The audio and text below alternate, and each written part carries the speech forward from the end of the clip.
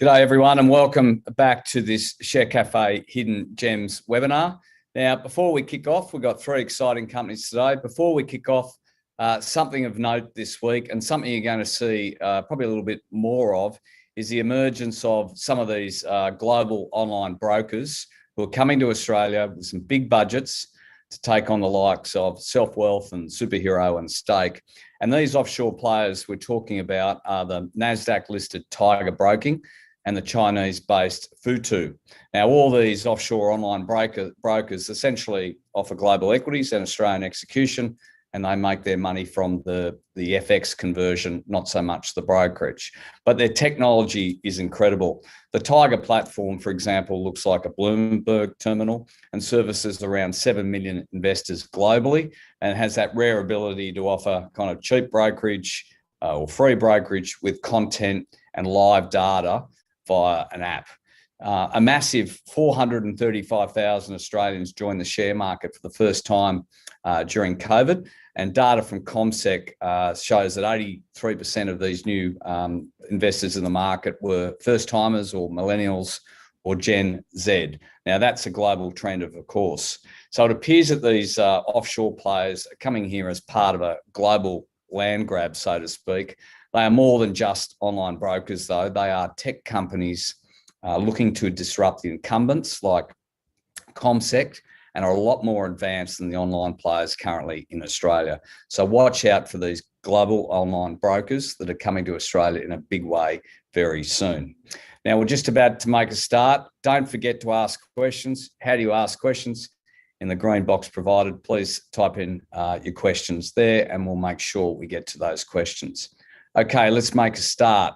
First up, we have Hexima, ASX code HXL, market cap of around $51 million, a one-year return of up 84%. The company is a biotech technology company actively engaged in the research and development of plant-derived proteins and peptides for applications as human therapeutics. We welcome back the Managing Director and CEO, Michael Aldridge. Michael, over to you. Thanks, mate. Thanks very much indeed. Hello, my name is Michael Aldridge. I'm the CEO of Hexima Limited. Hexima is a biotech company, and we're developing a new treatment for a disease called onychomycosis, or fungal nail infections. Thank you very much. Let's advance to the next slide. That's the disclaimer. If we could advance to this introductory slide, I'll just hit a couple of highlights in terms of Hexima and what we do. We're an ASX listed company. We trade under the ticker HXL. And as I said, we're developing a new topical product. So it's a liquid that's applied directly to the nail, and it addresses a very large market. Onychomycosis is a fungal infection. It affects something like 14% of the US population. And it's a really tough disease to treat. If you suffer from this disease, there are topical and oral therapies to treat it, but it is very difficult to get rid of. And we've got something quite different. It's a new molecule. It's a proprietary molecule. We own this peptide and its ability to treat this disease. And it's got quite a unique approach. It rapidly penetrates the nail and very effectively kills the fungus on the far side. And so we've got a goal for this treatment to represent a very safe and well-tolerated and, more importantly, effective therapy for this disease, all in a very convenient and short course package. And we're relatively advanced. We're in phase 2 right now with the results of our phase 2 trial coming out this quarter. So it'll be an exciting time for us. And we anticipate moving into phase 3 later on this year. If you could advance to the next slide. We've got a very experienced team who all have done this before. I lead a group of folks who are based both in Australia and then some more recent hires in the US. Our head of development is based in the US. Our head of commercial recently hired is based in the US. And we've also added some manufacturing expertise recently. This team's come together very nicely as we advance our program through phase 2 and heading into phase 3. Thanks very much. And I'm going to play a short animation here because I think this will give you a very good idea of not only our product, how it works, and disease that it treats. So let's play that animation. Thank you.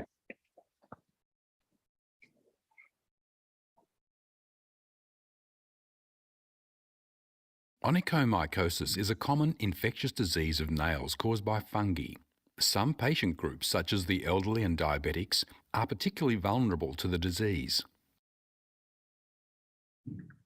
The disease causes a large healthcare burden, and an estimated $3.7 billion is spent annually on treatments. The infection occurs when fungus enters under the nail plate. Once the fungus enters, it continues to grow and invade the nail bed, causing an infection. This infection causes discoloration and thickening of the nail plate. Left untreated, the nail becomes thick and brittle and easily separates from the nail bed, which can be painful. Pezadeftide is a potential new topical treatment for onychomycosis, which is currently being evaluated in clinical trials. Early phase clinical data suggests that pezadeftide may provide better efficacy than existing topical treatments, with a shorter treatment period. Once applied to the nails, pezadeftide is able to quickly pass through the keratin in the nail plate and into the nail bed to reach the site of infection. Once in the nail bed, pezadeftide quickly binds to the fungal cells and enters into the cell. Once inside, it rapidly attacks the cell's critical components and causes the cells to die.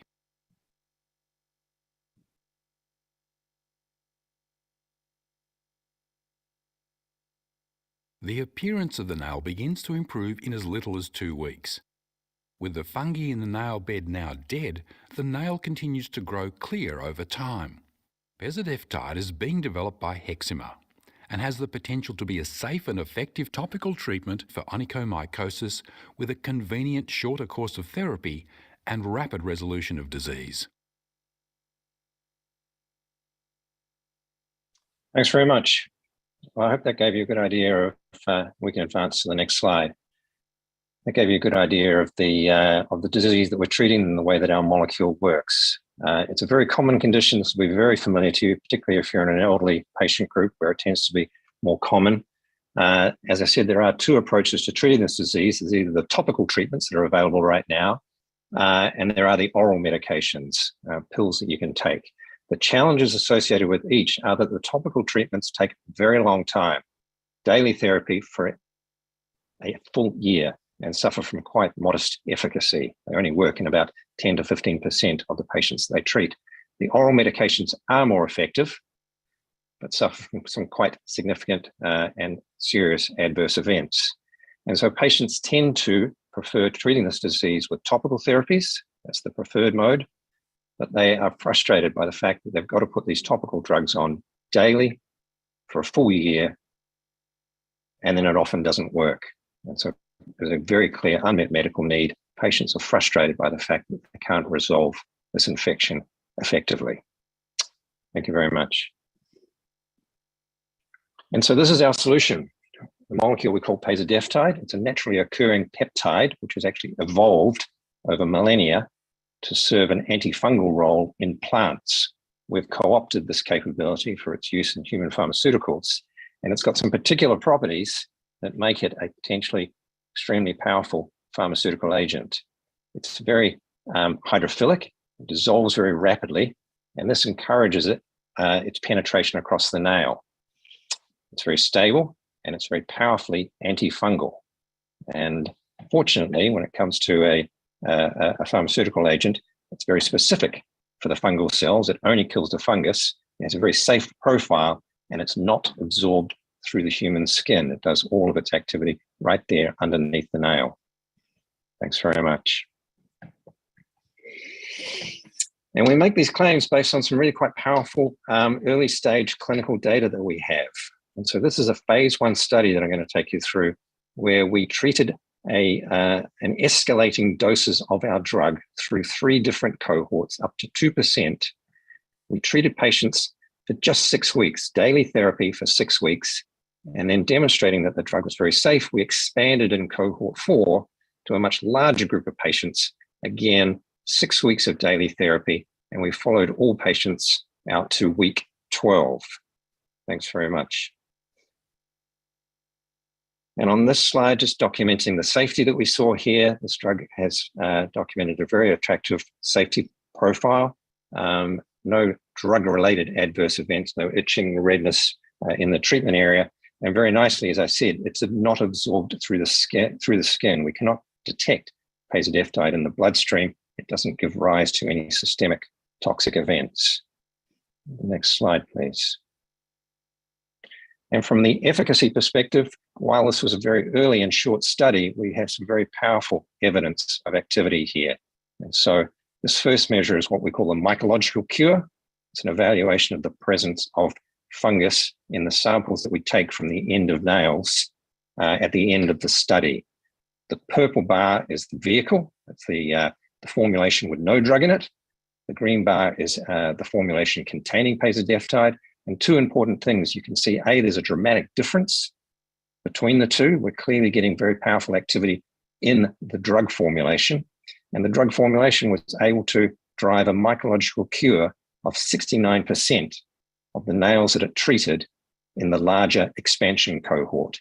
And just to give you some context there, that's more than twofold better than any other approved topical or oral agent has been able to deliver in its studies to date. Next slide. And this is the second component of efficacy. What we're looking for here is the clearance of the nail growing out clear, having killed the fungus. What proportion of nails are demonstrating the fact that they have gone below 10% of the nail area still infected and still discolored by the original infection? Again, two features. The vehicle did nothing. You can see that line right across the bottom, and you can see an immediate response in the treated nails that improves over time. It's a very nice picture to show of improving efficacy, improving as the nails grow out clear over time. Thanks very much. And in this study, in this slide, I just want to demonstrate visually what we're able to achieve here. And so here's a little time-lapse photo. You could kick that off. That's before treatment. And then just 2 weeks later, so after 2 weeks of therapy, you're starting to see the nail grow out clear. At 6 weeks, that's the end of treatment.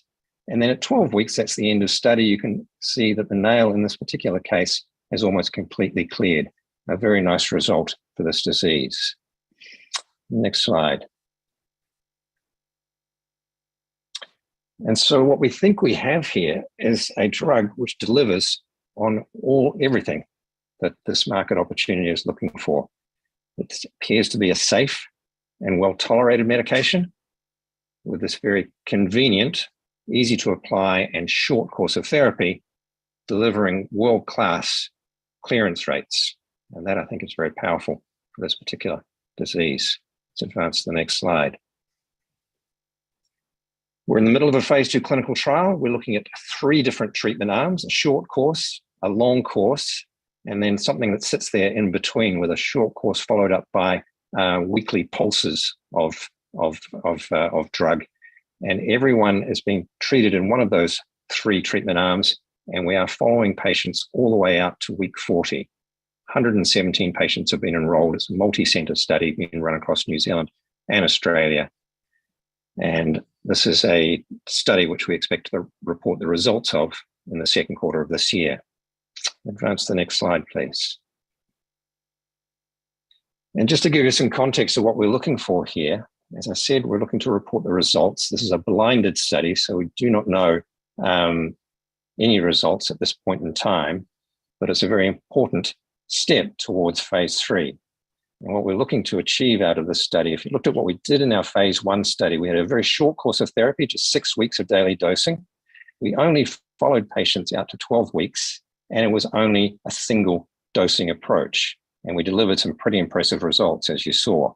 In the phase 2 study, it's a much longer courses of therapy, somewhere between 12 and 36 weeks. We're following patients for a much longer period of time, allowing their nails to grow out clear.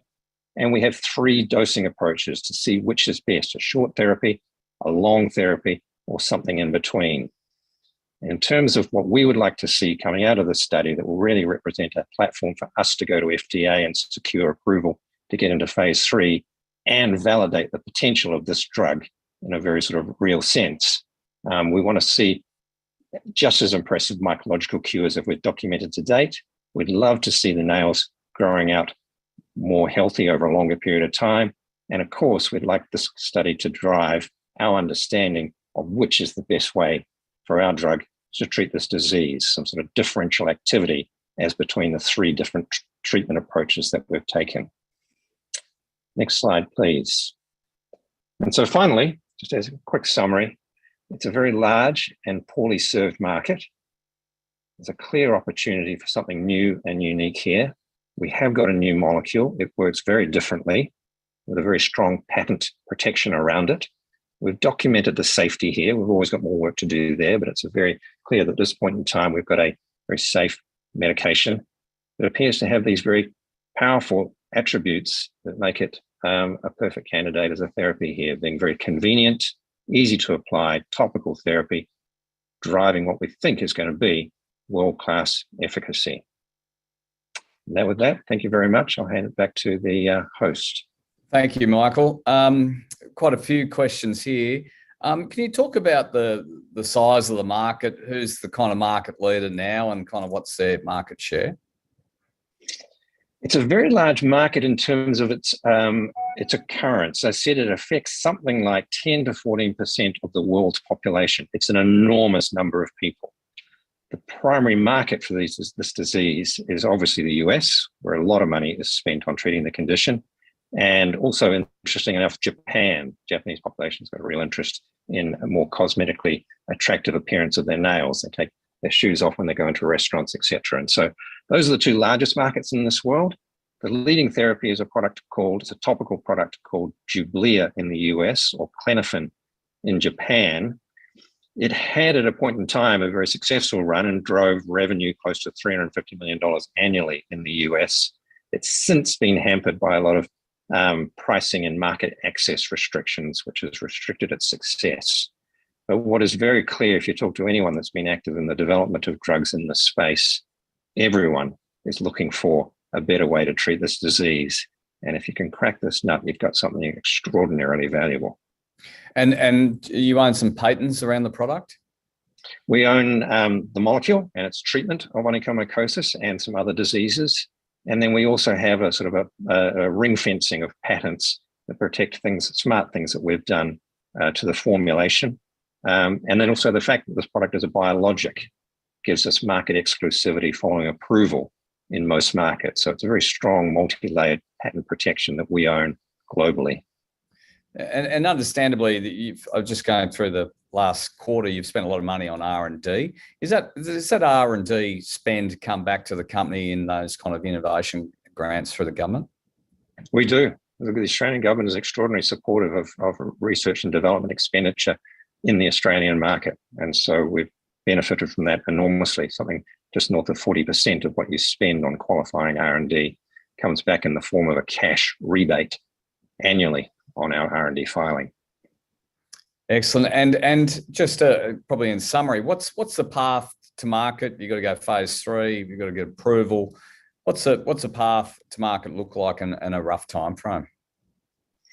So the pathway to market is absolutely phase 3 is our final step.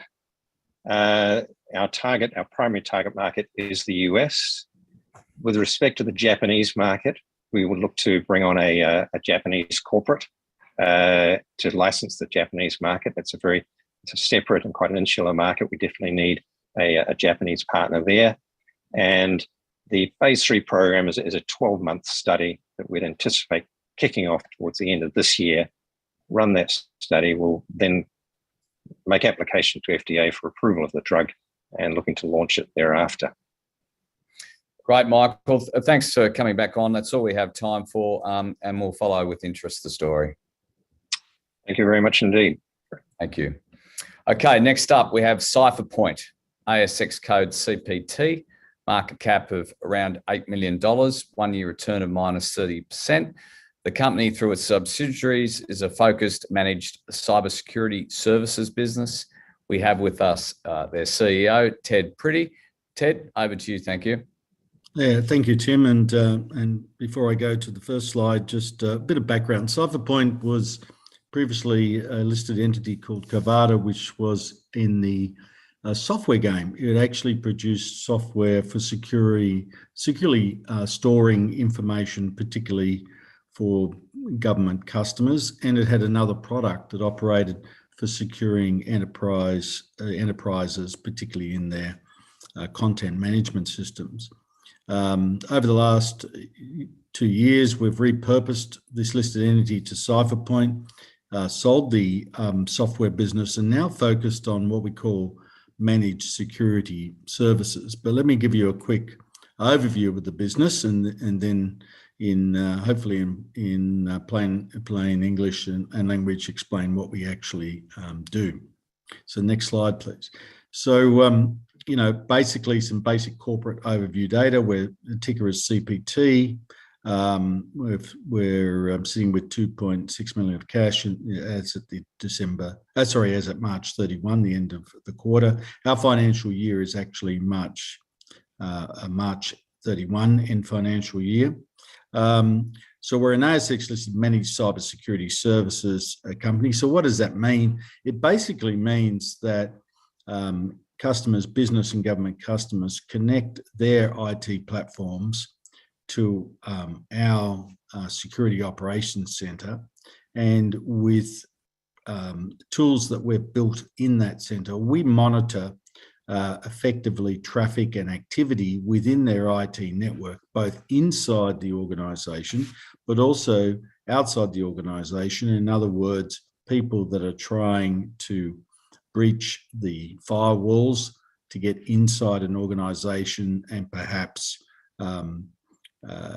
access the company's or the enterprise's data, or to effectively try to achieve ransom by holding that data and downloading it and locking it.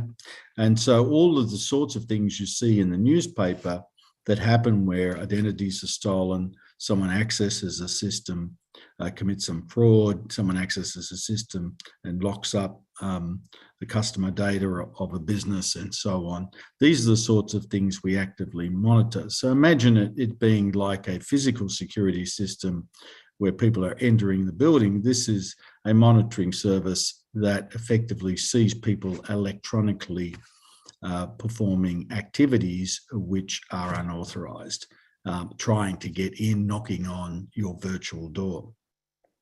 So our approach is to provide innovative solutions in that area, and to as I said, enterprise and government. Having said that, and I'll come on to this later, we are expanding to look at the SMB market, because it's the most underserved in the cybersecurity environment. I'll explain why shortly. We have two businesses that we've acquired in Cipherpoint after we exited the software game. They are Brace 168, which is based in Sydney, and VIT Cybersecurity Services, that's based in Tasmania. And both businesses were acquired in the last 18 months, and they will form part of, or now form part of, our managed security business. If I go to the next slide and just talk briefly about the financials and market position, we've got a solid revenue base, but more importantly, 60% of our revenues are recurring. In other words, they're not one-off revenues where we're doing some securities consulting to a board or to an organization. They're not one-off revenues in that 60% that are doing penetration testing to see how strong or weak your security posture is. It's 60% is largely this recurring revenue, which is about actively in real time monitoring activities, security related activities within your business. Having acquired the two businesses, Brace and also VIT Services, we did make a conscious decision to deploy shareholder funds in building additional capacity during the FY22, which was for us is the year through to March this year, so that coming into FY23 from this quarter onwards, that we are positioned for growth. And that meant putting some new facilities, extending our SOC, adding sales resources into the business, and doing so in a market where those resources are very tight. One of the interesting things about the business, and that is, should a similar business ever acquire us, we have on our balance sheet, we have carried forward tax losses in excess of 40 million, largely related to the prior cyber activities of the company. On a comparative basis, revenue has been increasing quarter on quarter. The March quarter has been typically a seasonally lower quarter coming out of Christmas. But having said that, we have said in our 4C, our cash statement lodged with the market last night, that the board believes that we should be doing better on our sales cadence, and we're taking active steps to improve and hold more accountability around sales targets, because we believe the cyber market is growing, and it's growing rapidly, and we should be able to grow in line with that growth in the overall market. We trade at a very big discount to other listed peers, and the tickers are shown on the screen there. So we're trading less than 2 times revenues, trailing revenues. The average of that market is around 8.4, and that's largely off the back of the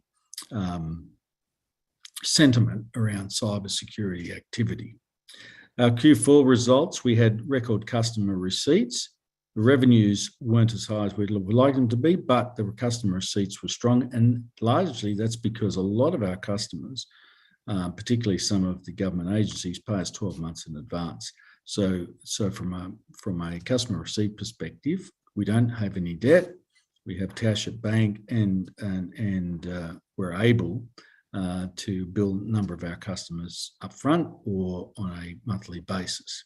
So the focus of the board, to be realistic about us, and is that we believe we have a very strong core platform that we can grow this business, but we need to put more focus on our sales performance and reducing other corporate overhead, which is always a challenge, frankly, for small or micro cap stocks, because of the rigors required and the expense required to support a listed structure. Next page, please. So Brace, which is one of our business, was established only in 2017, and it provides, as I've said, a managed detection and response. So we not only detect inappropriate activity, but we have a platform that raises the alerts, and we can create responses where we or our customers actually remedy the issues or the vulnerabilities in their networks. And we acquired that in March of 21. We also acquired VITCS in Tasmania. It provides similar solutions and to agencies of the Tasmanian government and enterprise customers, and that was acquired in November. The customers actually spanned quite a wide range of sectors: financial, property, manufacturing, health, and so on. Some of the logos are shown on the screen, but I need to mention that some companies do not even like to disclose which organisations are providing their cybersecurity services, for the obvious reason that they don't want that to be another point of vulnerability, or to, I think, make their customers and shareholders nervous. So we disclose what we're able to disclose in terms of customer base, and this is always an interesting tussle with the ASX. As we've said to the ASX before, I don't think you want to disclose your security posture, and so it's consistent that many other customers don't want to do it. But we have shown that we can support large organisations and support them and win against our competition in the marketplace. Our competition largely consists of companies, listed companies like Tesseract, their ticker is TNT, or a multitude of smaller unlisted entities out there that provide some sort of IT and securities, digital security services. Next slide, please. So what sort of market are we in? Well, look, we're in a growing market, and I always hesitate to put up slides that talk about, in billions of dollars, the cybersecurity spend, because that consists of consulting services, some software product, and so on. We like to basically say, look, we're in a very big market. It's a big bucket of of revenue to pursue, a big opportunity, but we still have to execute sale by sale to secure our part of that growth. So we had 3 phases of growth when we shifted from being a software company to a services business. The first one was to acquire the other businesses and grow them organically, which we're doing. Secondly is to scale up with investments in more sales personnel, with investments in our security operations center, but also at the same time reduce our costs. And that's what we're doing at the moment. And then the third phase is move quickly to positive cash flow and therefore profitability. One of the interesting challenges here is we think there's a massive opportunity in the small to medium enterprise sector in Australia. And from my time at 3 other very large organisations, I've seen it. And so we are now building a set of solutions for the SMB market, which could be as little as $100 a month, up to $1,500 a month. So you will see those launch in due course. Next slide. This is a little bit more data about the marketplace and you see the normal usual suspects that we compete against. Obviously the existing telephone carriers and consulting firms, and then Tesseract, which is TNT, and CyberCX, which is another privately held PE-backed organisation. We kind of see ourselves as more pure in terms of the managed service operations, and we focus around automating a lot of this, creating operational resilience and providing the reporting that our customers need to give to their boards. And the final slide, if I might, is to, and I don't want to go into detail here, but it just shows you the numbers, the types of services we apply across the marketplace, and also where we sit in terms of partnering. And we do have a number of channel partners to go to market. So in summary, 3 points.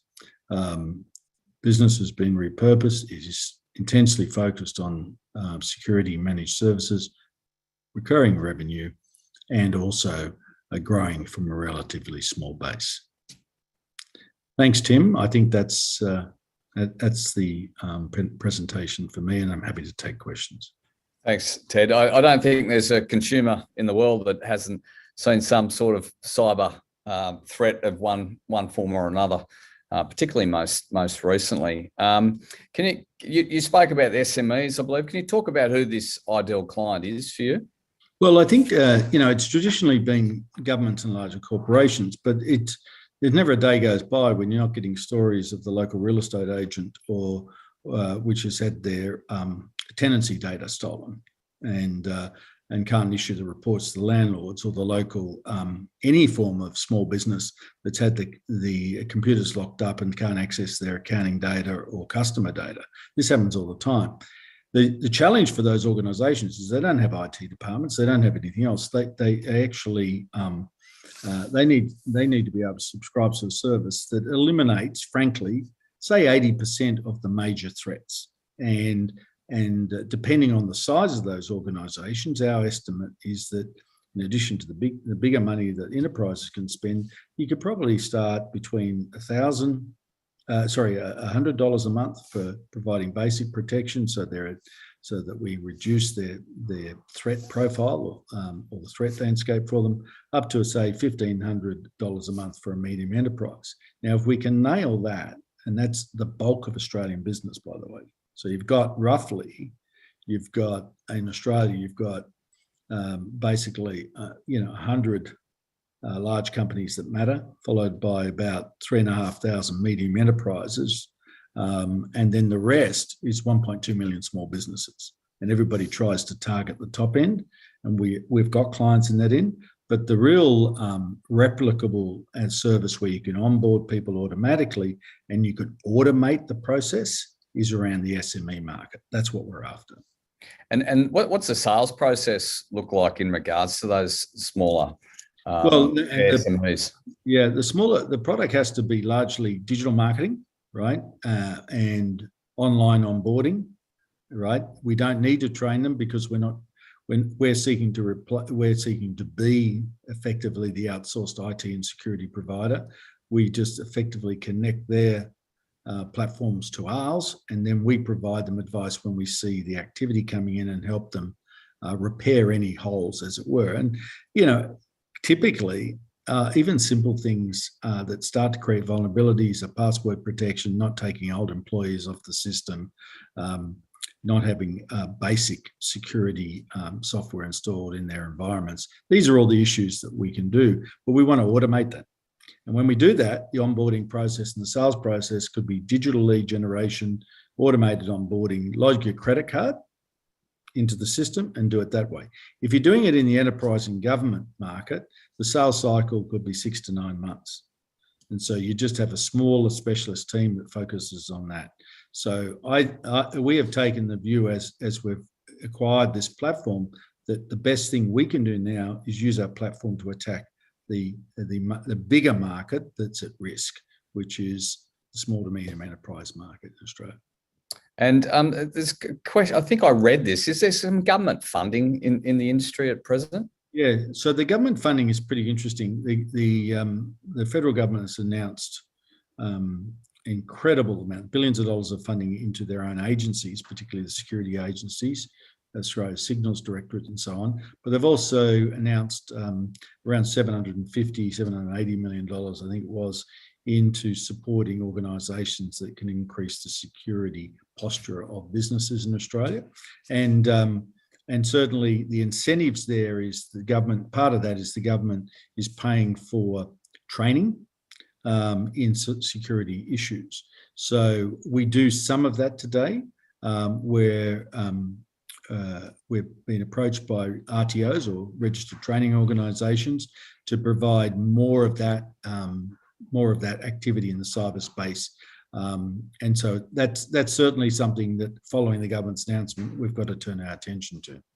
And just quickly, we do have to go. Is M&A part of the strategy moving forward? Yeah, we'd like to, you know, we bought the regional business down in Tasmania, and it was an excellent acquisition, small, but the guys have proven to be very good at, now they're part of a slightly larger organisation, more confidence in the local community. We think we'd like to do more of that around Australia, and maybe a little bit more into the IT managed services environment, because in the IT services management environment, you've got other customers that you can cross-sell to.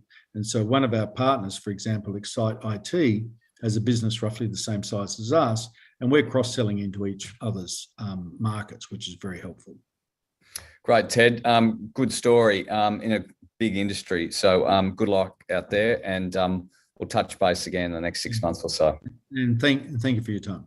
Thanks, Ted. Next up, we have ActivePort, ASX code ATV, market cap of 33 million. Looks like a new stock. It doesn't have a 12-month track record. The company provides a software-defined networking tool, an SDWAN. You can please explain what that means, Karim, to help companies run their technology their way and facilitate global connectivity. We have with us the CEO, Karim Nejaim. Over to you, Karim. Thank you. Thank you very much, Tim, and I'll do exactly that. Good afternoon, everybody. Yes, I'm Karim Nejaim. I'm the CEO and MD of ActivePort Group. Just a little bit of background on me, if you haven't heard me speak before. I'm 25 years in IT and telecommunications, 14 years of which was at Optus, and 7 years at Telstra, where I finished as Executive Director of Product Engineering about 2 years ago.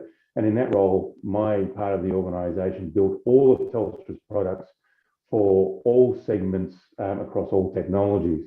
And I decided to get out of the game of large businesses. Wasn't directly looking for a role as a CEO of a publicly listed company, but came across ActivePort. I was invited to be on the board, but then I saw the technology that ActivePort had. I'd spent a bunch of time in telecommunications. It joined a lot of dots, and I was very excited to join the company as CEO about 18 months ago. And what I'm about to run through in this presentation, I hope you'll see is almost organisationally transforming. We started with a strategy and a plan about 18 months, 2 years ago. We listed, as Tim mentioned, only in October of last year, but we're starting to see the strategy deliver exactly what we wanted it to deliver. and see the market responding brilliantly to the software we have and what we can do in the market. So if I go to the first slide, and I'll try to keep everything here as simple as I can technically. ActivePort's a software company, and what we're about is helping our customers connect across a city, across a country, or across the world. Our first product is SDWAN, which is just one of those great industry terms at the moment, but it simply means software-defined wide area networking. And that means that we can build and control networks in software, and via the second tile there, our orchestration capability, build networks nationally, internationally, but also orchestrate lots of hardware, cloud, etc., all from one screen. I'll explain a bit about that in a moment, but we believe we're unique in our capability to build network and also orchestrate. And lastly, we've gotten into cloud and gotten into edge compute capability, particularly with one of our partners in gaming. So on to the next slide, it'll start making sense for you as I set out the stack, to call it another thing that we work in. We don't know of another company in the world that allows telecommunications companies and enterprises to manage their hardware, whether it's from Juniper or Cisco, to manage their networking through people like Console Connect and Vocus and Equinix, and all of their cloud services in one screen with a single pane of glass. The advantage we provide is that we can build all of those networks, but we can save a lot of money for the telecommunications enterprises that use our software, because instead of using 20 people to manage all of the technology, you can use one using our software, because we can automate, we can orchestrate and offer all of that management from one place. And the test we had into the market is, did the market want this and did the market understand? And if we move on to the next slide, I'll show you by each of those segments where we have traction and how it's pulling through for us. In SD-WAN and SD Internet, our customers are telecommunications providers and managed service providers and ISPs that wish to sell networking to their customers. So they sell our software in competition with people like Cisco and others into enterprise. And we have about 30 partners around Australia and around the world selling our software at the moment into enterprise. The second part of our software, and it is the same bundle of software, the second part of our software is around orchestration.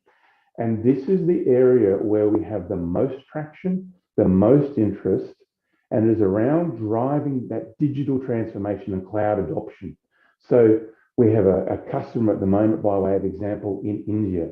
And what that startup telecommunications company has decided to do is use our software at the heart of their business to build and manage all of their networking and technology capability and deliver services to their customers. So our software is at the heart of that company's telecommunications network, building services for customers in software from a single pane of glass, as I said, instead of having lots and lots of operators. And we're fortunate with that deal to be setting up with that startup, as I said, in a part of the world that has 1.12 billion telecommunications subscribers. It's countries like India, some parts of South America, into Southeast Asia, where we're getting the most traction. And assisting us with that is our latest announcement. We announced a relationship recently with a company called Radian, where we have built for them an edge cloud capability. And we build, deploy, and manage the edge cloud capability, but using the same software as SD-WAN and orchestration, we manage all of that connectivity from customers inside the telecommunications company and with all of the gaming providers to help Radian sell games to tens, hundreds of millions, or even billions of subscribers as they continue to roll out over time. And that deal, as noted here, is a $8.65 million minimum deal over the next 5 years. But in the case of SD-WAN and cloud, in telecommunications globally, there are not many areas of the market that are growing. And as you'll see from my notes on the right, The SD-WAN market is expected to grow to 30 billion by 2026. And it's SD-WAN and cloud are the two areas of growth that are present in telecommunications globally. That is right in our wheelhouse. That's exactly what we're delivering into. So the next slide, please. So our company has come together since October. We've made a couple of acquisitions, but what we are able to show now, coming out of H1 and into the end of Q3, we had a $3.5 million increase in revenue, which is 52%. And that shows the underlying strength of our services business, but increasingly, as if I ask you to go on to the next slide, please, and this is the really important piece for the company, and I talked about the position we have being transformative. Our revenue, as I mentioned, has grown, but the software revenue, the monthly recurring software revenue that's at the heart of our business, out of the foundations of Q2 and Q3, we've begun to drive revenue in the way we always hoped we would. And you can see that now almost 30% of the revenue for ActivePort Group is driven by our software revenue.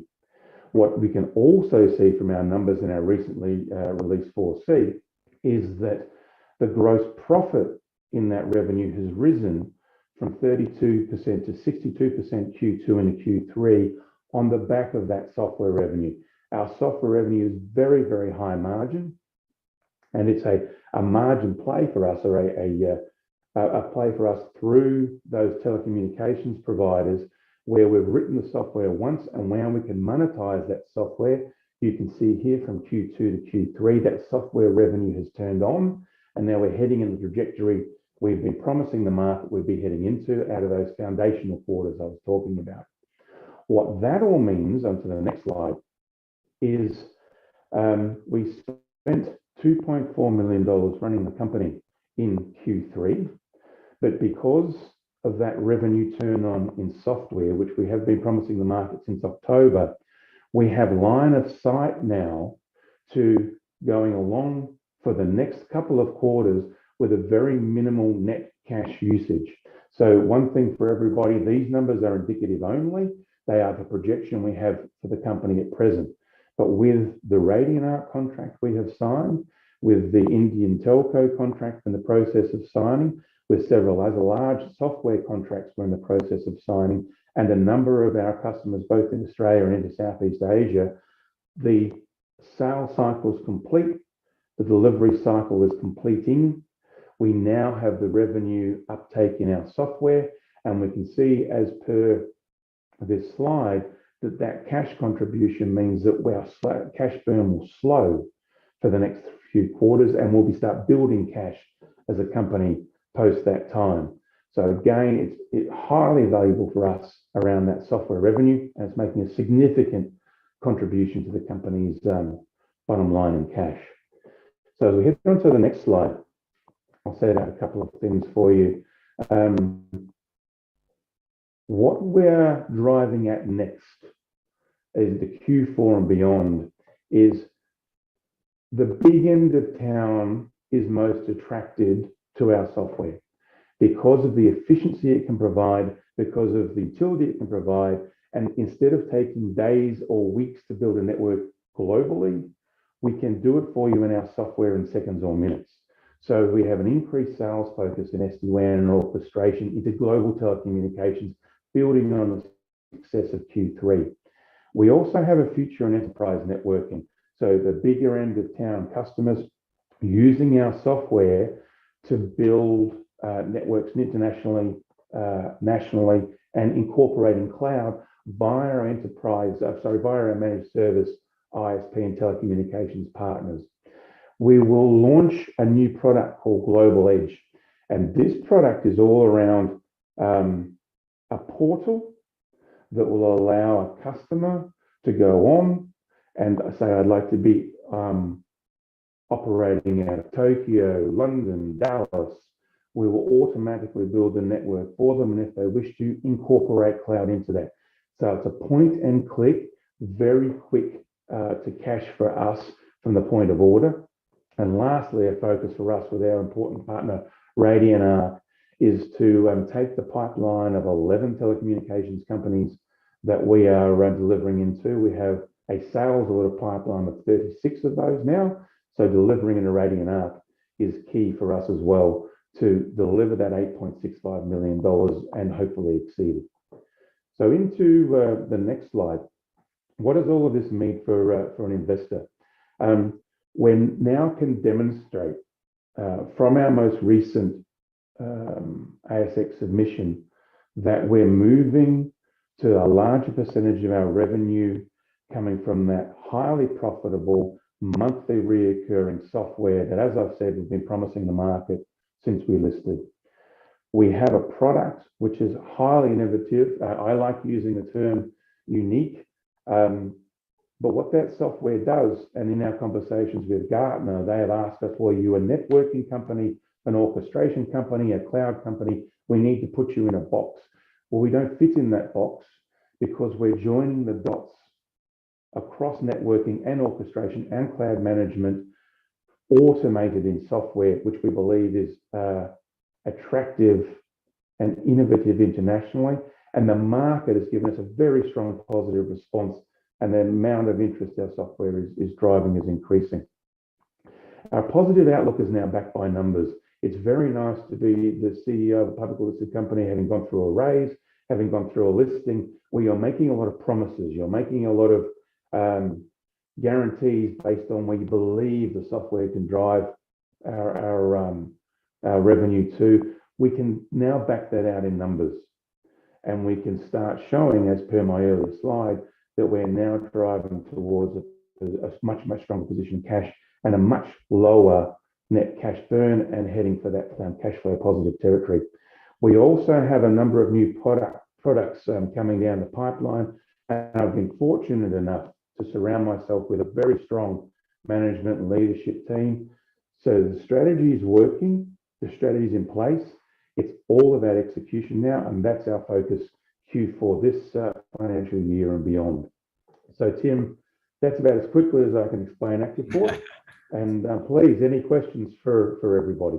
I think you've done a great job. Thank you. When you showed those tiles in terms of the different areas that you service, so with a telco company and that SD-WAN, can you is the idea to bring you walk in there and you're solving a common problem, and then is the idea to convert them into this subscription model moving forward? Great question. Yeah.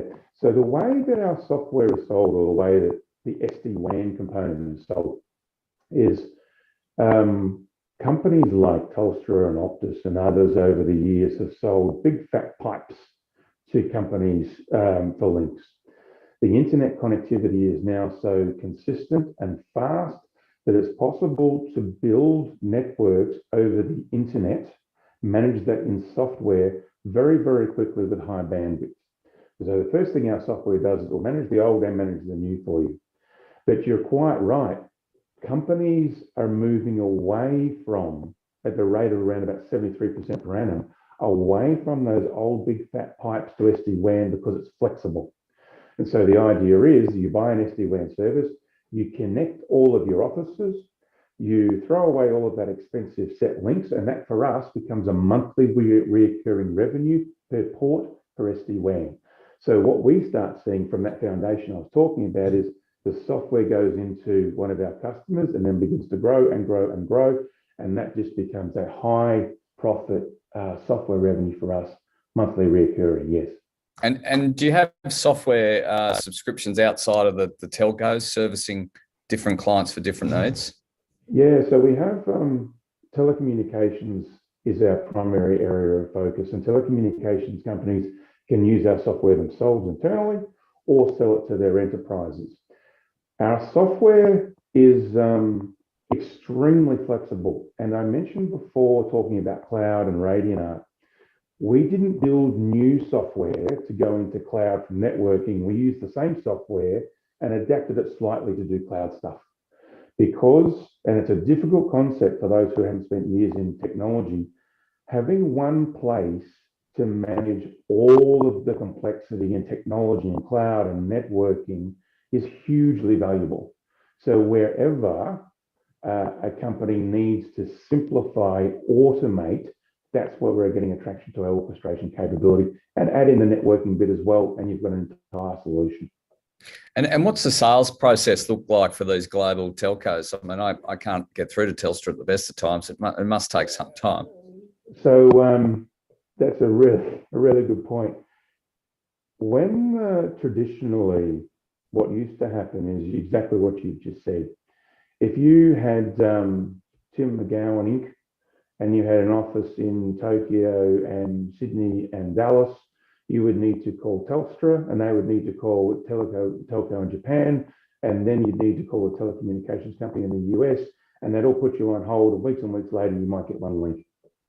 What happens now is that using some of those global transit providers I was talking about, like Equinix and like PCCW and others, a lot of the network is already there. You just need a path across it. And so one of the things we love doing in our presentations is click, click, click, click, buy. And the question everyone asks in the presentation is, when does the link get built? And we say, well, just did. You've now got connectivity between those two places. So the sales cycle for us into telecommunications companies takes about 3 months. We have to bring their salespeople up to speed, deploy our software into their environment so they get to use it. Then their salespeople go into their sales cycle. Once one of their customers is purchased, we can turn on revenue very quickly. But it's about a 3 to 6 month cycle from first conversation, helping our partners to the point that they have a sale. The global edge piece I was talking about radically shrinks that to hours or days from I want a network to the revenue turning on. And I assume you're introducing a significant cost reduction to these telcos? Absolutely. Having spent so much of my life around telecommunications, what happens, and it's the thing that the Indian telco is so interested in, is they don't need 5 or 6 different systems, one to manage that tech, one to manage that tech, one to manage the network, one to manage the cloud. They can do it all from one place. So you can see a 4, 5, 6-fold reduction in cost. The cost never actually turns on. So they can go into selling lots and lots of services with a really slim back end, managing all of those services. So it's upside for the telco as well, turning on networking and revenue from networking, but with a really thin back end using our software with much, much lower cost than having 20 people typing on keyboards. And no real competitors in this space. You must be an attractive option with the more kind of contracts you pick up if the software is this unique. We have competition in the SD-WAN market, which is quite tight. In the orchestration market, as I said, they're quite unique, and being able to orchestrate between network and cloud is quite rare. One of the things that we have in our advantage is we're not inside a telco and we're not inside a vendor. We're completely vendor agnostic and telco agnostic. So when people do try and copy us, they tend to do it from inside their company, and they can only do it to their stuff. So the advantage we have is we're growing it outside all of those guys and can orchestrate most of them. I've been asked this by many investors. Yes, we will get copied over time, but I believe that we have anywhere up to a 2-year jump on the market. And the more we deliver our new technologies, the more products we roll out, we'll keep ahead of the market.